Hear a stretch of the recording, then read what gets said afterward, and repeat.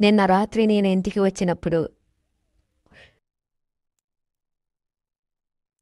గీ మా కూతురు నా చేతుల్లోకి పరిగెత్తుకొచ్చింది.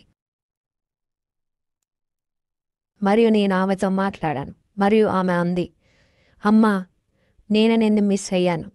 నేను అన్నాను, నేను కూడా నిన్ను మిస్ అయ్యాను బేబీ.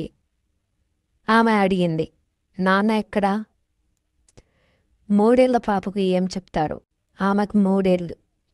నేనన్నాను, బేబీ, నాన్న నిన్ను చాలా ప్రేమిస్తున్నాడు, నువ్వు చింతించకు. ఆయన యేసుతో కలిసి ఒక పని మీద వెళ్ళారు. అప్పుడే కదండి బ్లూబెర్రీ బడ్జెట్ను భరించగలరు. మరియు దేవుడా, నేను ఎంత వినమ్రతతో ఉన్నానో చూసి, చార్లీ, నువ్వు ఇప్పుడు యేసు పక్కన ఉండి నువ్వు ఎప్పుడూ చేయాలనుకున్నది చేస్తుండటం బేబీ స్వర్గాన్ని రద్దీగా మార్చడం కదా.